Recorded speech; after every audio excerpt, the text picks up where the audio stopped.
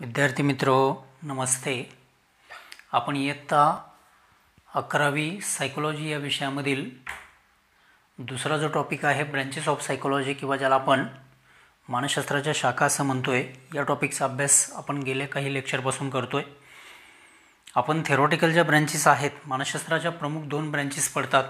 यामध्ये एक प्रकार आपण अभ्यासलेला आहे थेरॉटिकल ब्रँचेस किंवा ज्याला आपण सैद्धांतिक शाखा असं म्हटलेलं आहे. त्यानंतर सैद्धांतिक मानसशास्त्राच्या शाखेमध्ये आपण 6 शाखांचा अभ्यास केलेला होता गेल्या लेक्चरपर्यंत. त्याच्यानंतर आज आपण त्याच्या पुढे जाऊन ॲप्लाइड ब्रँचेस किंवा ज्याला आपण उपयोजित मानसशास्त्र असं म्हणतोय, तर या उपयोजित मानसशास्त्राच्या ज्या वेगवेगळ्या शाखा आहेत किंवा ज्याला आपण व्यावहारिक मानसशास्त्र असं म्हणतो, ॲप्लाइड सायकोलॉजी असं म्हणतोय, तर या ॲप्लाइड कोणकोणत्या ब्रँचेस आहेत या ब्रँचेसचा आज आपण या ठिकाणी अभ्यास करणार आहोत.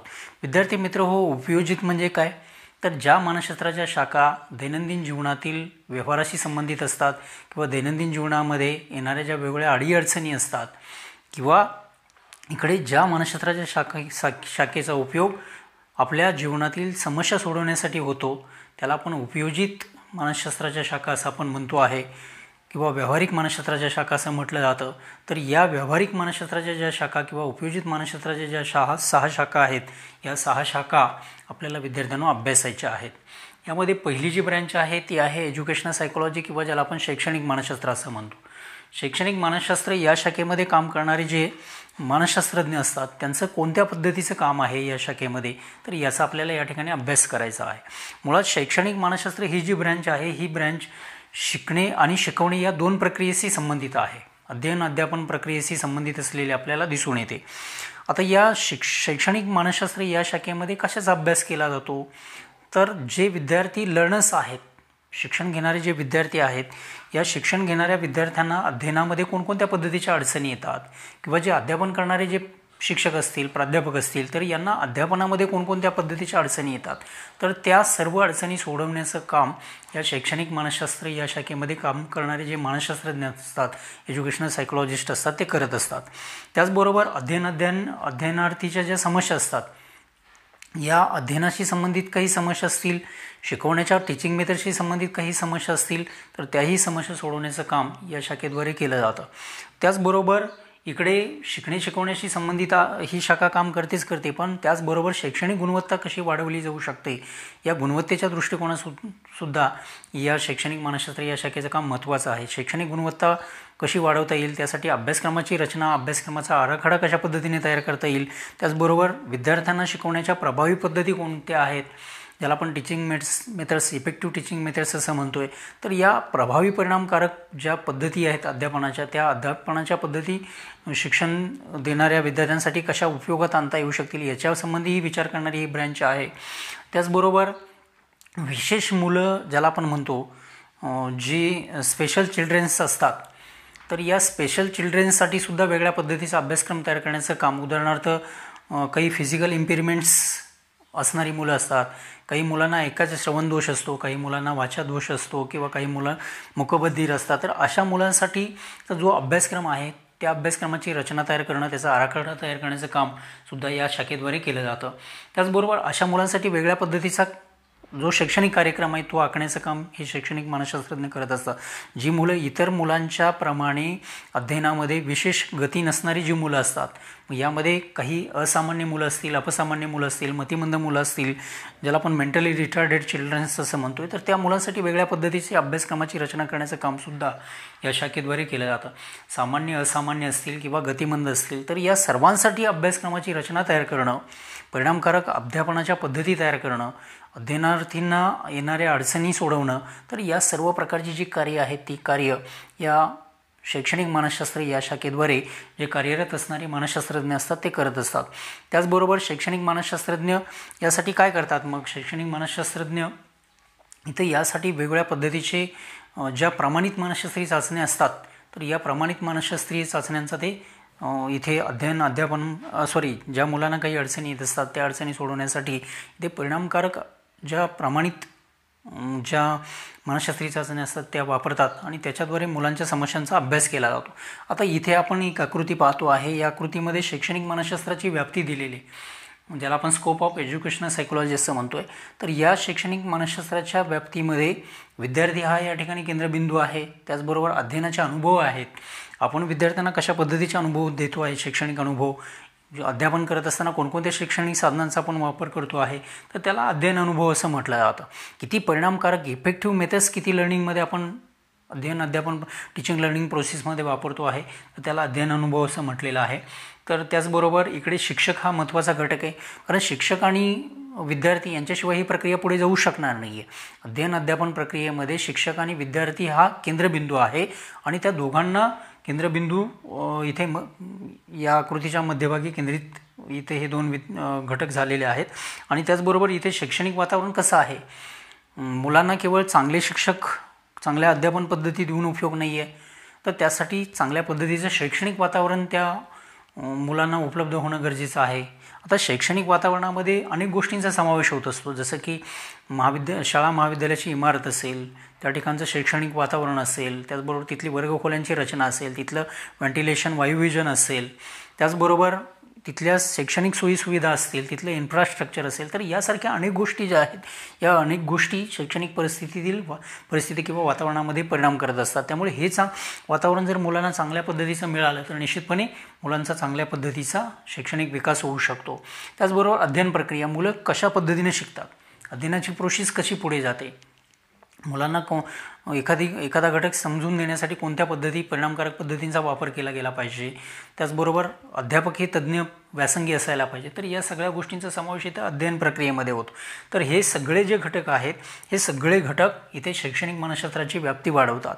शैक्षणिक मानसशास्त्र या शाखेमध्ये या सगळ्या घटकांचा इथे विचार केला जातो आणि त्याच्याद्वारे मग ही शाखा कार्य करत असलेली आपल्याला दिसून येते. आता ज्या आपण प्रामाणिक चाचण्या वापरतो आहे, तर या प्रामाणिक चाचण्या कोणासाठी वापरल्या जातात, की ज्यांना अध्ययनामध्ये काही अडचणी येऊ शकतात, जसं गतिमंद असतील, काही सामान्य मुलं असतील किंवा काही असामान्य मुलं असतील. तर अशा विद्यार्थ्यांना अभ्यासामध्ये येणाऱ्या ज्या अडचणी आहेत, त्या अडचणींचा अभ्यास करण्यासाठी शैक्षणिक मानसशास्त्रज्ञ प्रामाणिक मानसशास्त्रीय चाचण्या वापरत असतात.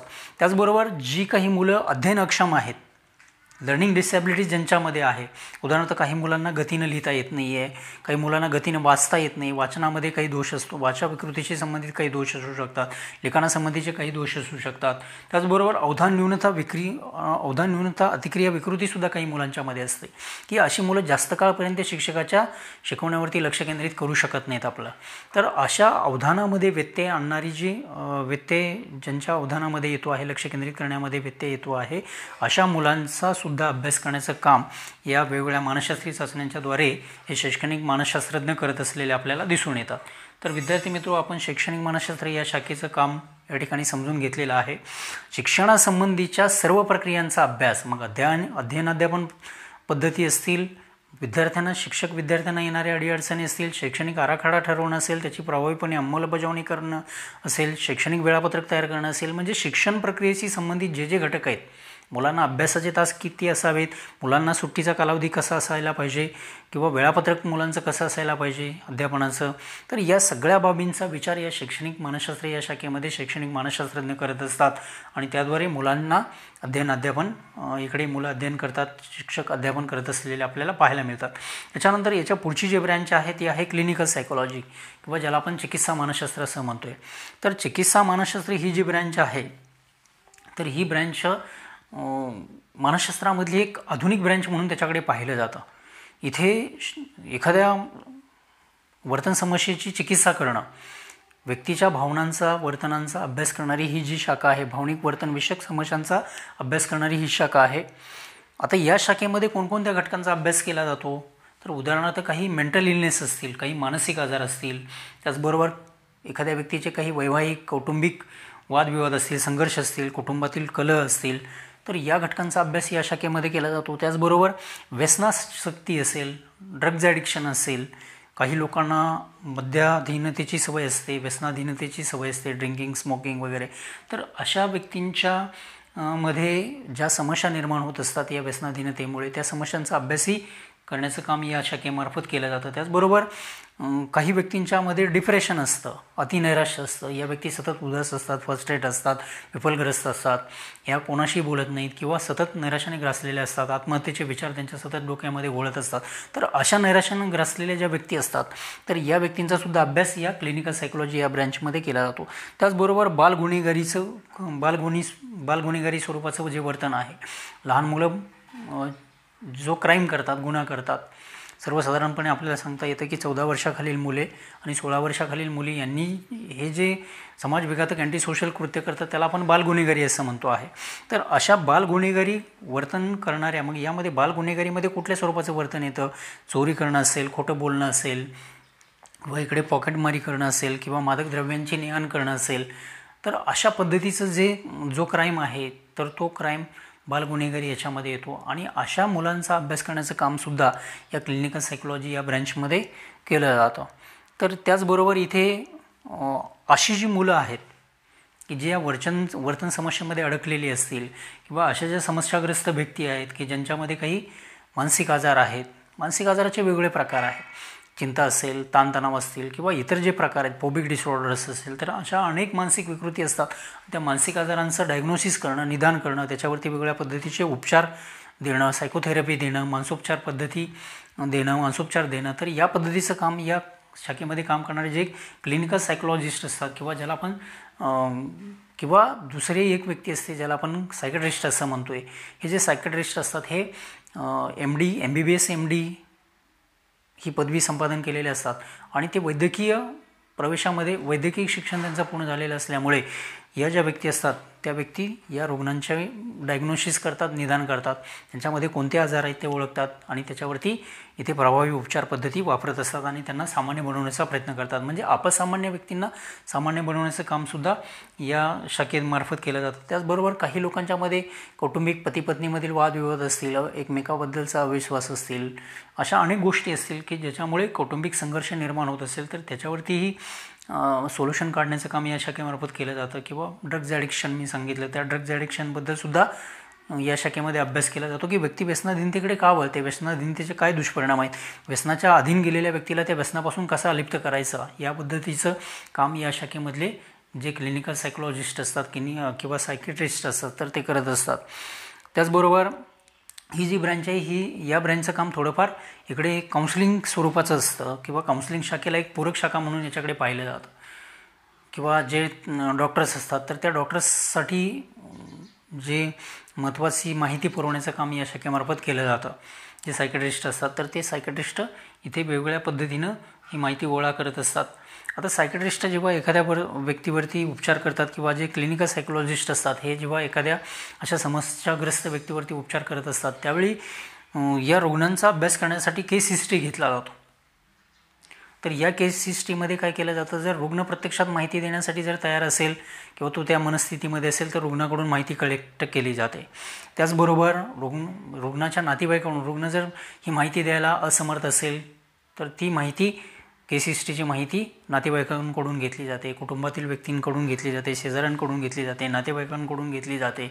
तर ही कशा स्वरूपामध्ये घेतली जाईल तर काही वेळा मुलाखत हे तंत्र त्यासाठी वापरलं जाईल किंवा काही बोलून चर्चा करून माहिती प्राप्त करण्याचा प्रयत्न केला जाईल. तर अशा पद्धतीनं ही माहिती संकलित केली जाते आणि त्याच्यावरती मग मानसोपचार पद्धती किंवा सायकोथेरपी ज्याला आपण म्हणतो तर ही थेरपी दिली जाते.